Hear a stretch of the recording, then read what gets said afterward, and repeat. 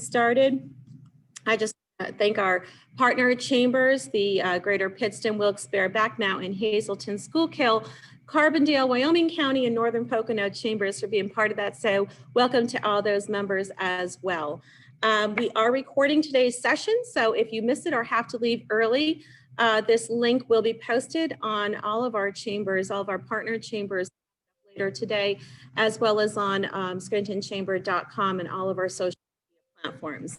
So you can access it there. We do ask that you do mute your computers and do ask any questions via the chat feature. We do have a representative from the SBA that will be monitoring that chat feature and answering those questions directly. And Rob will be taking questions at the end as well.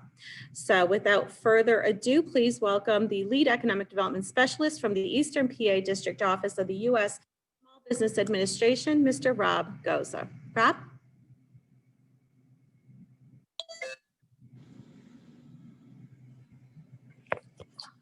Is he muted?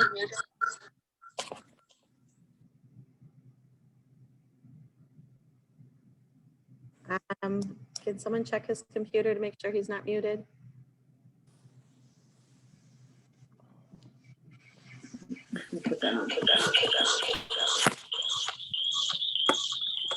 Sorry, please stand by.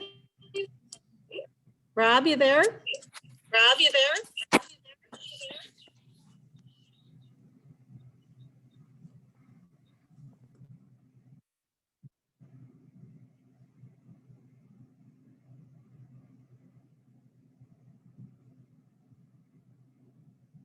Rob?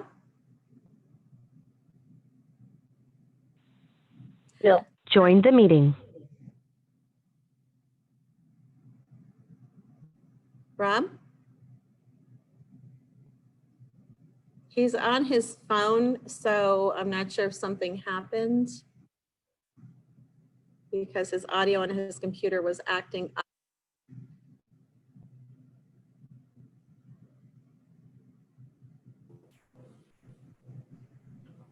He might have to call in. Christine, is he in the waiting room by any chance? Hold on. You want to unmute Wilma? She's in, so maybe she has some insight. He's not in the waiting room. Okay, we have his screen. We just don't have. Join the meeting. Can you hear me? Oh, Rob, there you are. Okay. Woo. Oh my goodness. Sorry. Okay. I was starting to think that was. Oh no, where'd he go? Can you hear me now? Yes, we can. Oh.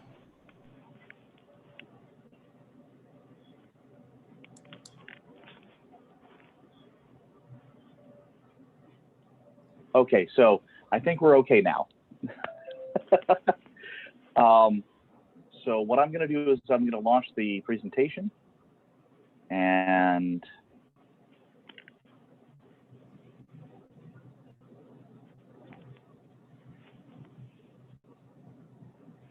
Okay. Yeah, your screen is up, Rob. okay, so can you guys see? Okay, all right, Yep. I will. Just hit play and you could pretty much start. There we go.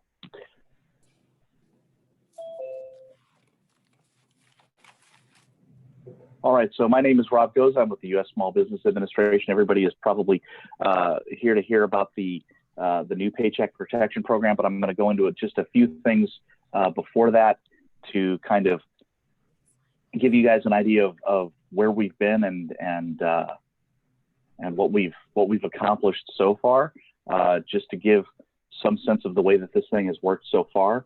My agency obviously is the only federal agency of the small business. I'm sorry, can you hear me?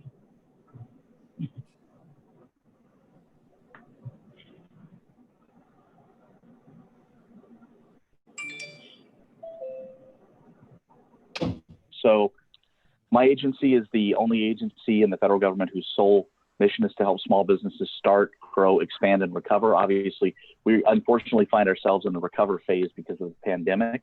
SBA's mission is particularly important during these sorts of times, times of emergency and disaster. And the CARES Act initially last year created some pretty powerful SBA programs to provide economic relief. The enactment of the CARES Act dramatically increased loan volume guaranteed by the agency, and primary among the SBA initiatives obviously was the Paycheck Protection Program and the Economic Injury Disaster Loan Program. The PPP obviously provides forgivable loans to eligible small businesses to keep American workers on the payroll during the pandemic. Nationally, PPP provided an additional 5.2 million loans worth more than $525 billion. The EIDL program added another 3.6 million small business loans valued at $194 billion, with an additional 5.7 million EIDL advances worth $20 billion. You're going to hear about some changes to the EIDL programs and the advances as well during this discussion.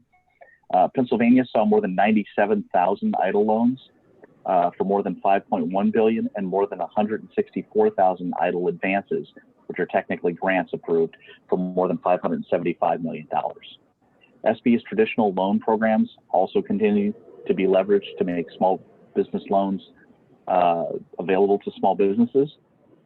The entire federal government continues to respond to this unprecedented national emergency. We work very closely with our counterparts at the national, state, and local level. This briefing today is actually part of our ongoing partnership with the Chamber. And so I think that it's really important to keep all of these things in mind. As far as forgiveness on these loans go, SBA has so far received 1.3 million forgiveness applications for approximately $170.5 billion. SBA has made payment on nearly 85% of those applications, forgiving over $100 billion of those loans. For the smallest borrowers, those with loans up to $50,000, 88% have been approved for forgiveness.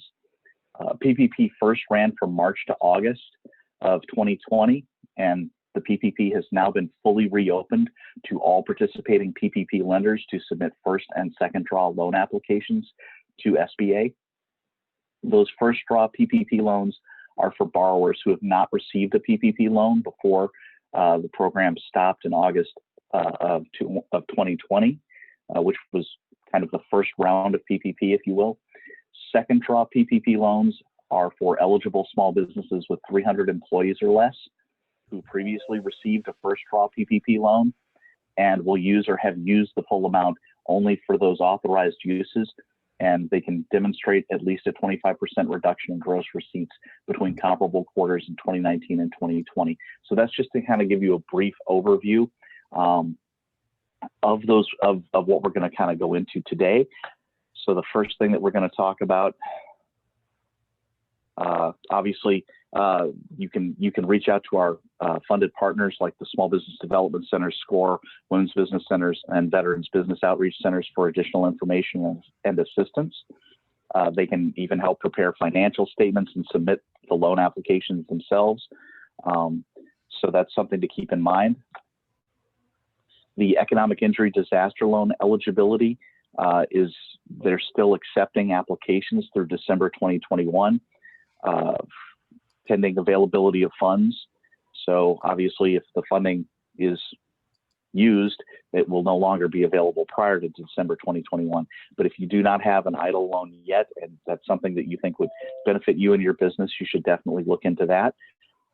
Small businesses, including small ag and aquaculture businesses, are eligible for these, as well as most private nonprofit organizations, faith-based organizations, and houses of worship, sole proprietors and independent contractors, as well as owners of rental property, which is a very different sort of a eligible group than most SBA loans. You can borrow up to $2 million. The interest rates and terms are 3.75% for small businesses and 2.75% for nonprofits. The loan term is 30 years. There's no penalty for prepayment. The funds can be used to pay fixed debts, payroll, accounts payable, and other bills that could have been paid had the disaster not occurred. These loans are not intended to replace lost sales or profits or to enable the business to expand. So that's something to keep in mind if you have an EIDL loan, what you can actually use it for. The collateral is different for these sorts of loans than most. There's no real estate collateral required, but a blanket UCC-1 will be filed against the business's collateral if the loan is over $25,000.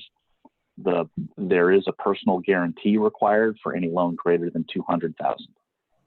Applicants can have an existing SBA disaster loan from a previous disaster or for a different disaster and still qualify for a COVID-related EIDL loan, but the loans can't be consolidated. So that's also something to keep in mind.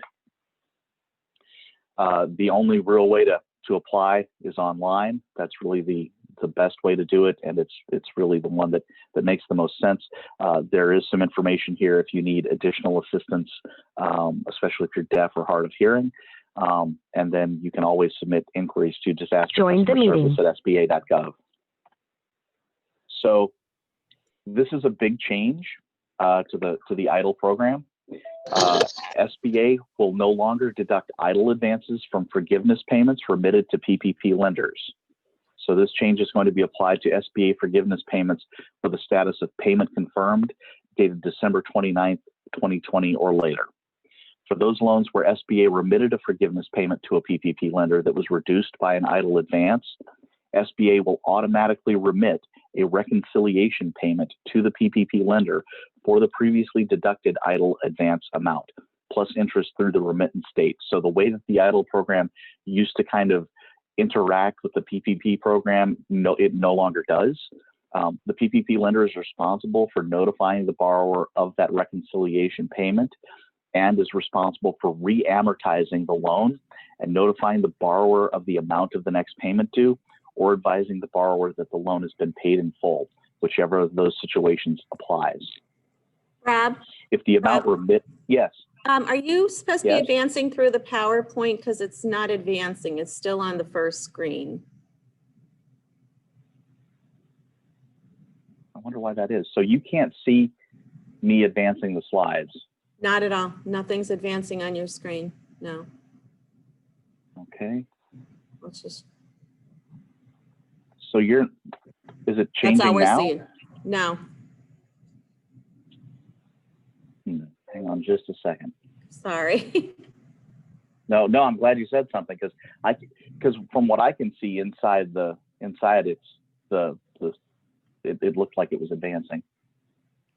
The good news is that I can also send you a PDF of this in case anybody wants to refer back to any of Okay, this. that would be great, and we could load it with the video link.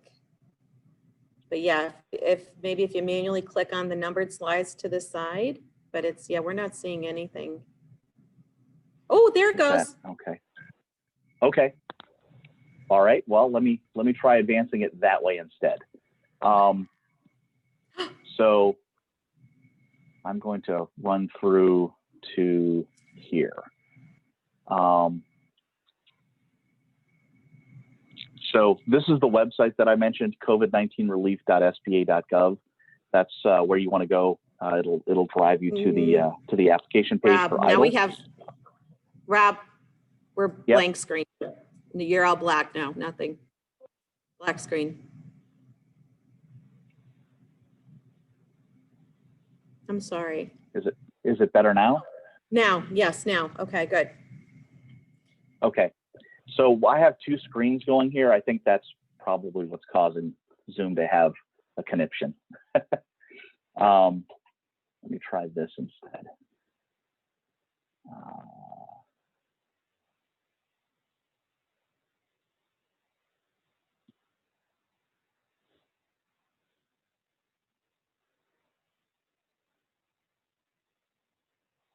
So you can see the slide with the COVID-19 relief website on it now.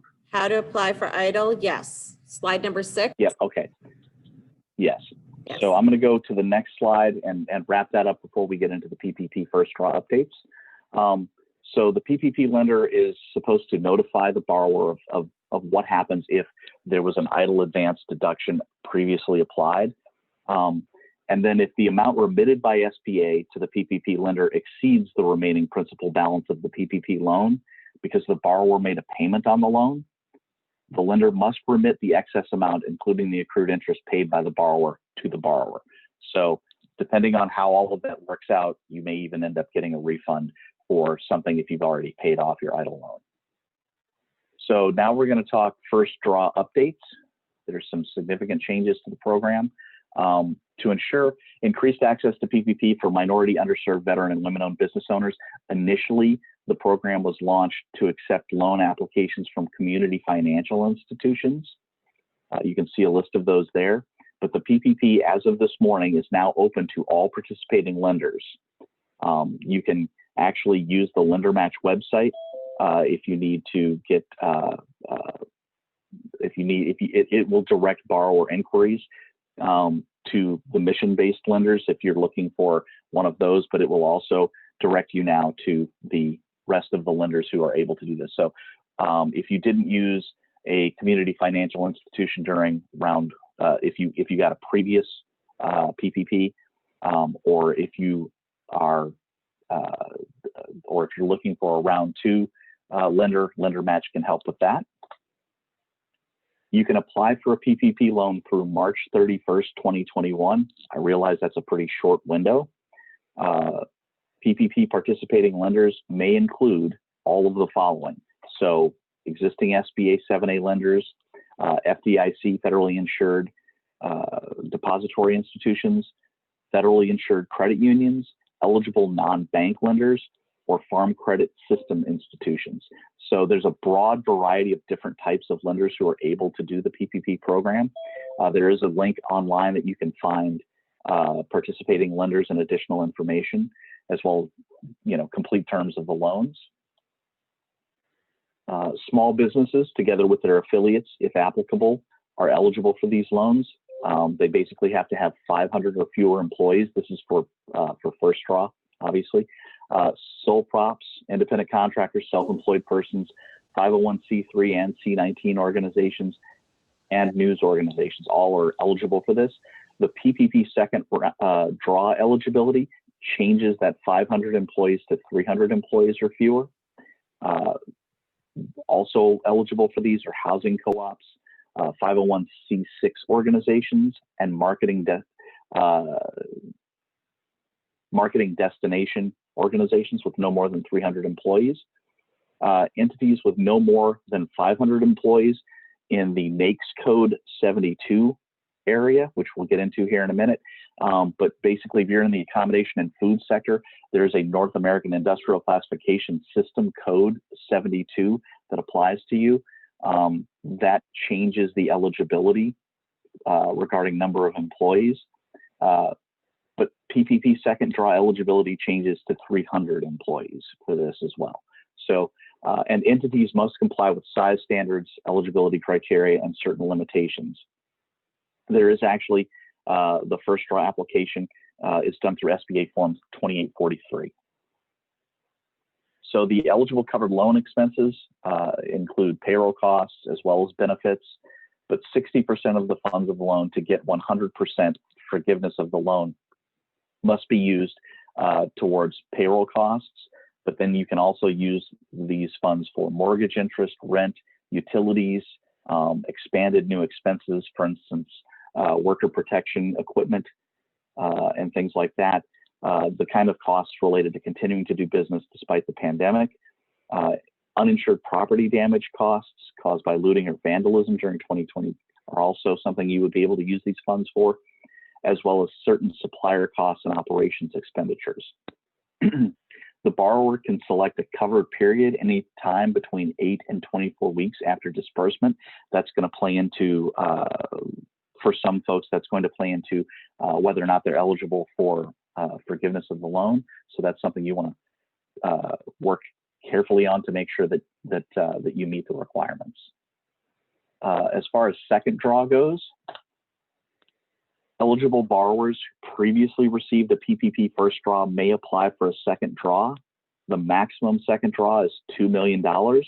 The loan terms are the same as PPP First Draw, and PPP First Draw during this phase is the same as the original PPP program, essentially, for the most part. You have to have expended or will have expended the proceeds of the full first draw for eligible expenses before the PPP second draw is dispersed. So that's something to keep in mind. You want to be able to show that you have spent the first draw and obviously correctly in order to get forgiveness as part of the PPP second draw process. You have to have done that before they will disperse the funds. You have to have 300 or less employees, and you have to have incurred a documentable reduction of at least 25% in gross receipts between a comparable quarter in 2019 and 2020. So, and then there's actually the form itself for second draw is slightly different. It's a 2843 SD.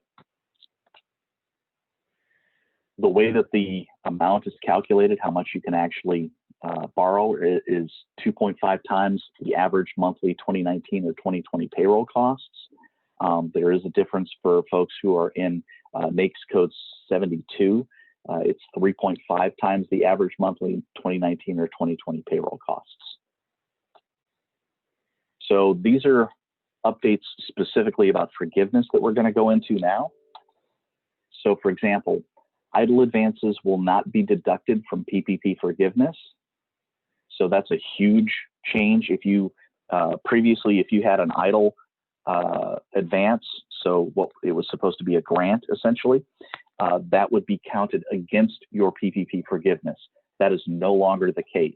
That is one of the big pieces that Congress addressed in this legislation. Loan proceeds are spent on payroll costs and eligible expenses. That remains the same, but at least 60% of the proceeds have been spent on payroll costs, and employee and compensation levels were maintained. SBA is developing a simplified forgiveness application for loans under $150,000, so I would keep my eye out for that. The max loan is $10 million. This is all obviously forgiveness related, but the interest rate is 1%. The first payment is deferred to the date that SBA remits the forgiveness amount to the borrower's lender, or 10 months after the end of the borrower's loan forgiveness covered period if the borrower does not apply for loan forgiveness. The loan maturity is 5 years. There are no collateral requirements, no personal guarantees, no borrower or lender fees payable to SBA. This program is open through March 31st, 2021. So that kind of gives you the once over the world, I guess you could say, for most of what has come about since this legislation was passed. There are some other things involved with this legislation. The Shuttered Venue Operators Grant is something that we're coming up to speed on right now, trying to get our arms around that, as well as some of the ongoing programs where if you had a 7A loan and things like that, there are some additional debt relief options involved in that as well. But with that, I think we'll shift over to the questions. But it looks like so if you've got a question, just type it into the chat box, and either I or Wilma will take our best shot at trying to answer these. Yeah, we just had, Rob, it's Mari, thank you. We did have a question on the first idle advance from last year still being forgiven, and Wilma's doing a great job nailing these questions. So she did already answer that. The idle advance will not be deducted from your PPP forgiveness. If you didn't apply for the PPP, no need to reapply. Repay, I'm sorry, not reapply, repay. So thank you there. We had some in advance that Wilma was also able to answer. Does anyone else have anything? I think there's new ones. Can you go over what the IDA slide wasn't working? So if you can go back to that in the beginning, what the IDA loan can be used for. That was one of the advanced questions as well. Sure can. see. Here's the general Q&A on that slide. Talks about the interest rates and things like that. But the third entry there talks specifically to how the loan funds can be used. Got it.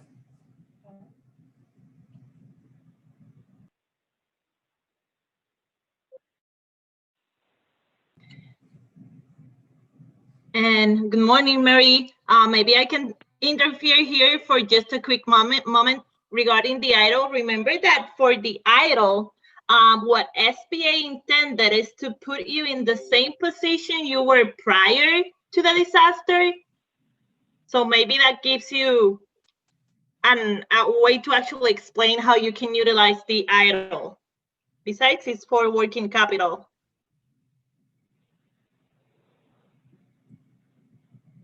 Okay. Okay, thank you. Requirements for the same. Are the requirements the same as the initial PPP loan, counting both domestic and foreign affiliates?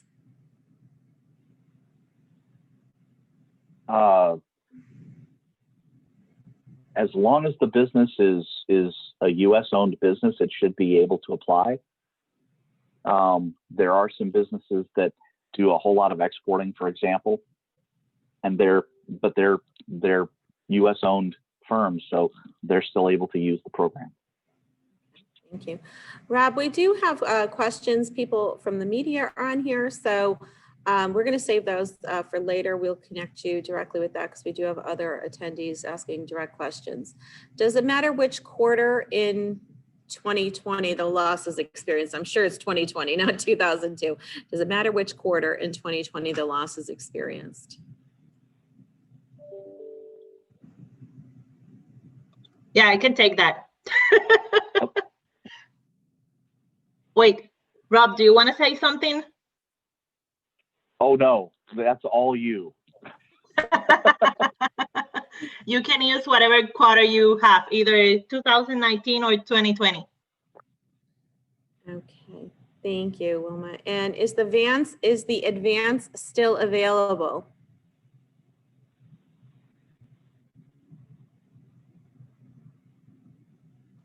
I can answer that too. Yep, So it is. Yeah. Okay. Oh, go ahead, Wilma. Don't worry.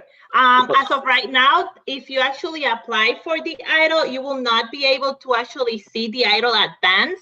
But with the new legislation, the EIDL advance will reopen at some point.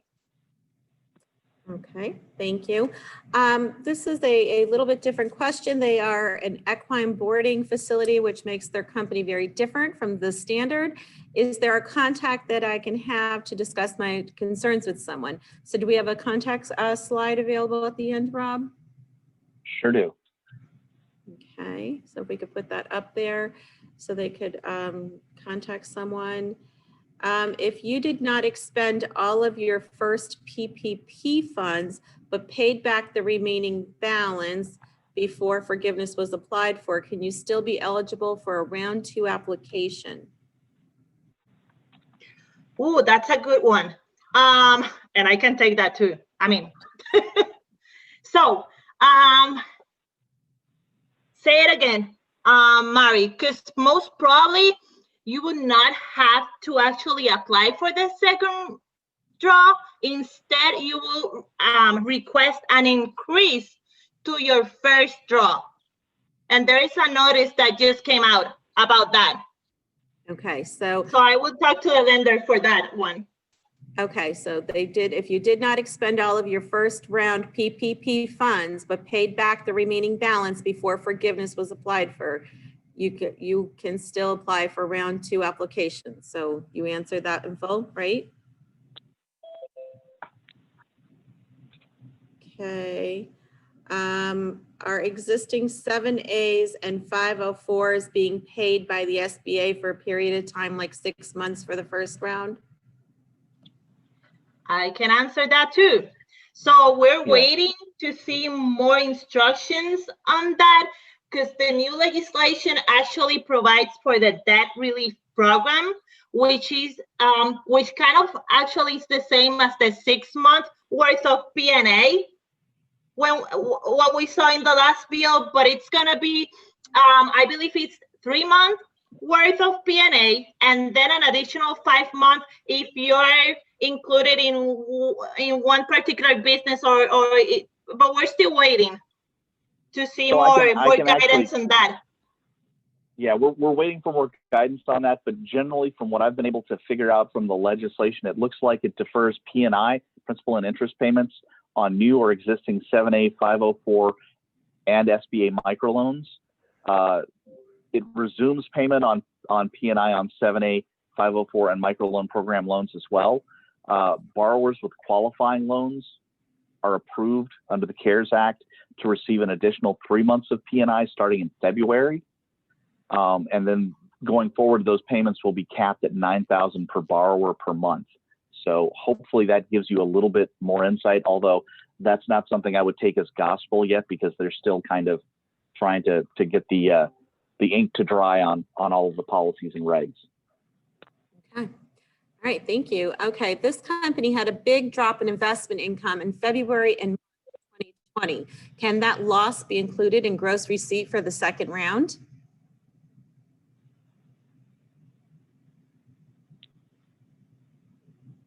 I'm not sure I understand the question. So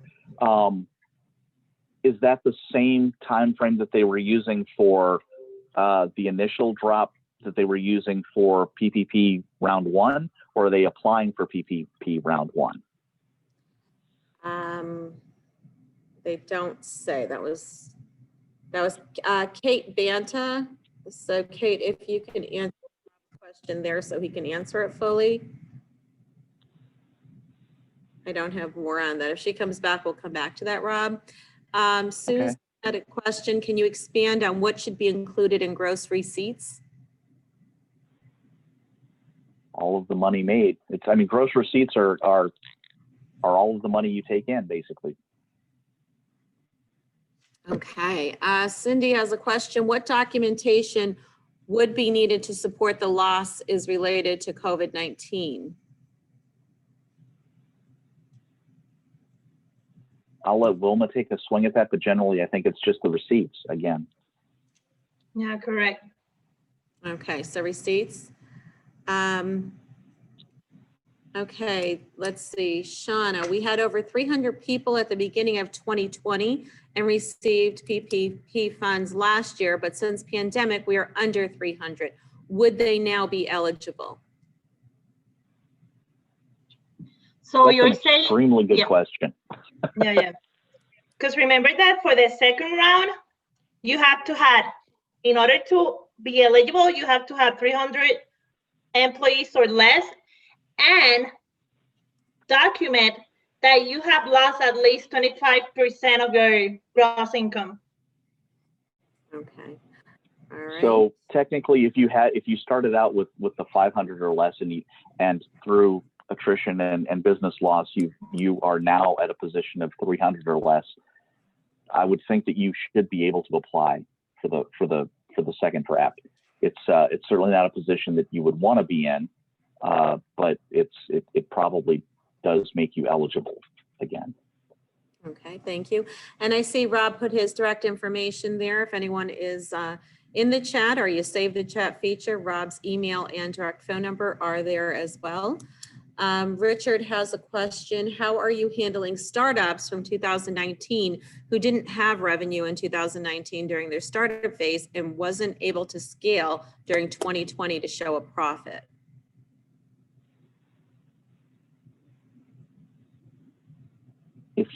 Honestly, if you're applying for a PPP round 1 or round 2, the best advice I can probably give is that you should reach out to a lender and go ahead and start the application process. They'll help you determine eligibility on a case-by-case basis. If they're unable to make it work, they're unable to make it work. But I really don't know exactly how that's gonna like which side of the fence it's gonna fall on. Okay. Gina from the Wyoming County Chamber had a question. With the new legislation, the EIDL advance was raised to $10,000 for all, not a per employee. How did those that receive less than $10,000 apply for the difference? So if you actually have an EIDL where you, if you were supposed to get more in the EIDL advance than you got, they are trying to go back and refigure that. So you may see those funds. Okay, perfect. And we had Patrick McDonough raised his hand. He wanted to ask a direct question, so we're going to unmute him. This is Victoria. Patrick, are you there? Maybe.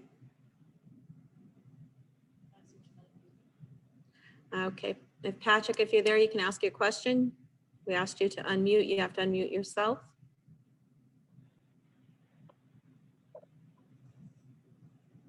Okay. This actually makes me feel a little bit better about how much I struggled with the mute this morning. Yes, it's very tedious. Just when we think we're all in a good place with Zoom, it always trips us up a little bit. Well, Patrick, I mean, he's still showing in here, but he's still muted. So if there's any other questions, that's the end of the chat questions. We answered the ones directly in advance. Any last minute comments or questions, Rob or Wilma? Other than, you know, we're doing all that we can to help.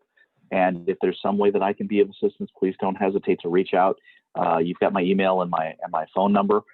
I will be out most of the rest of this week, but I'll still be monitoring email. So just let me know.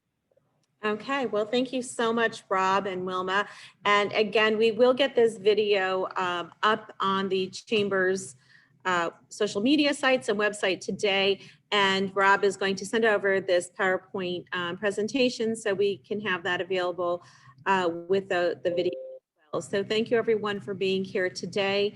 And if you have any questions, Wilma just made her information, her direct email available in the chat feature. Remember to save your chat. If you the button, the three little dots to the right of the box there, you could save all that chat information right there and have their direct contact information. So again, thank you to our partners, thank you to the SBA, and thank you to everyone for being here today. Have a wonderful Tuesday. Bye.